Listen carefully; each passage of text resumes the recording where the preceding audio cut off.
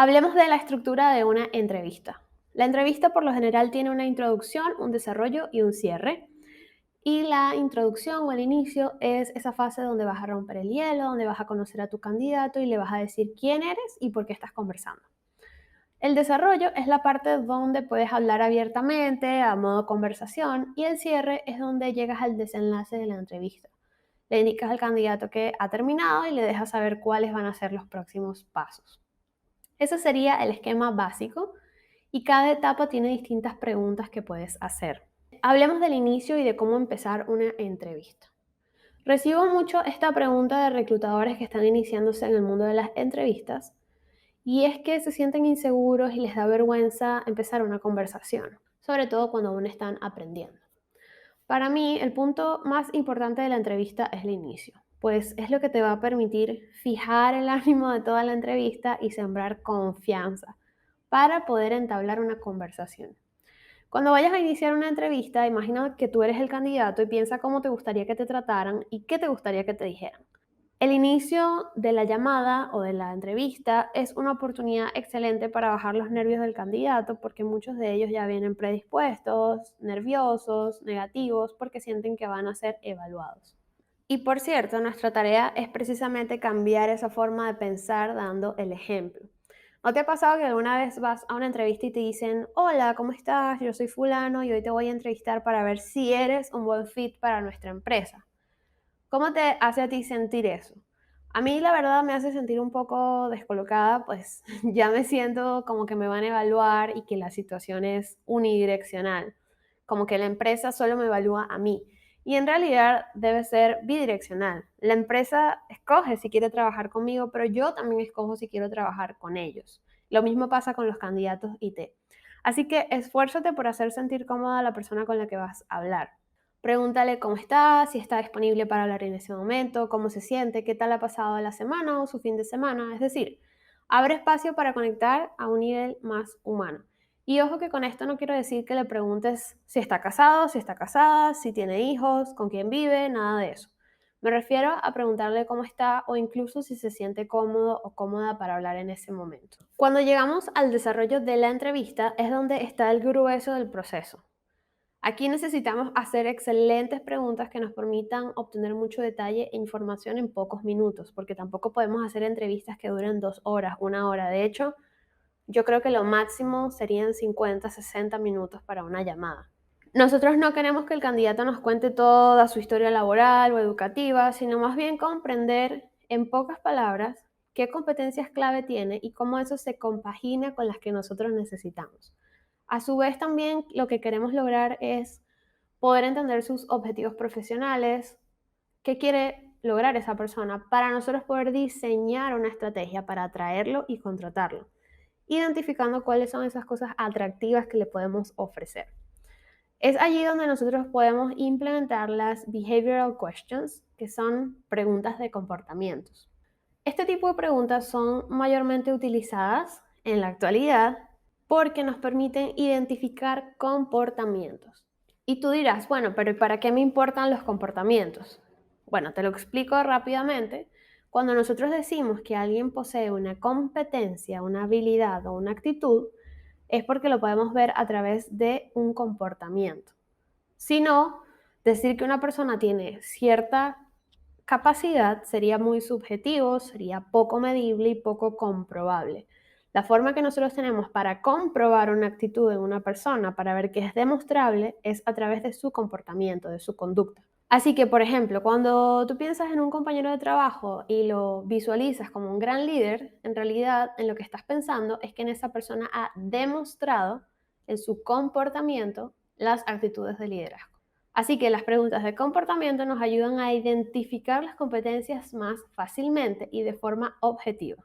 Una pregunta de comportamiento impulsa al candidato a responder describiendo una situación en donde tuvo que actuar de cierta manera. Veamos un ejemplo.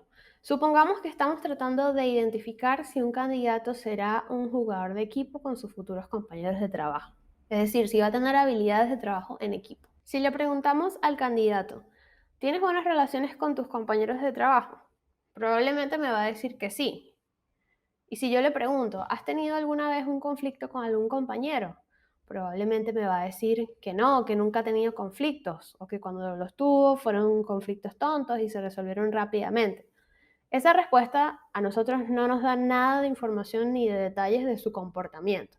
En cambio, si le preguntamos, ¿me podrías describir alguna vez que tuviste un problema con un compañero de trabajo y cómo lo resolviste? Esta pregunta le va a generar un razonamiento al candidato y le va a permitir describirte una situación específica y describirte qué acciones tomó para resolver esa situación.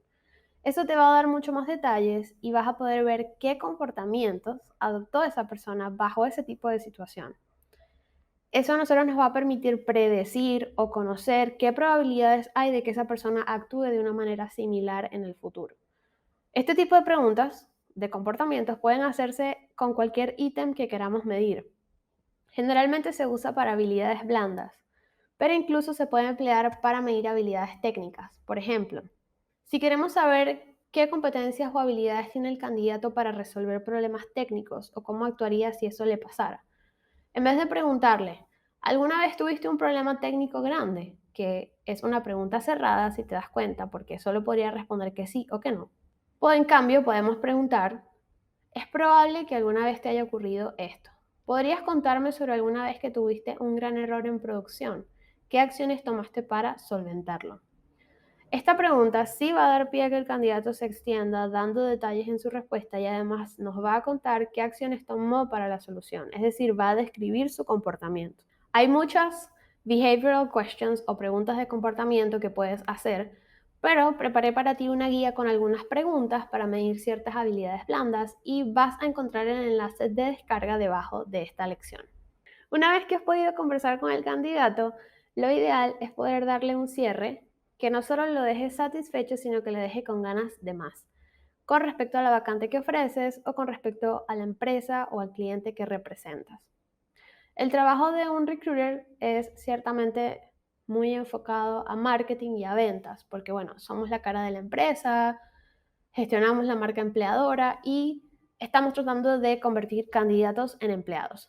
Así que para ello no solo hay que aplicar conocimientos técnicos y de recursos humanos, de psicología, de comportamiento humano, entre otros, sino aplicar conceptos y estrategias de marketing y ventas. Al final, tú lo que estás haciendo es venderle al candidato una oportunidad, una propuesta laboral. Por otra parte, cada vez que entrevistamos a alguien debemos ponernos en su lugar y pensar, ¿qué me gustaría que me dijeran o cómo me gustaría que me trataran en una entrevista?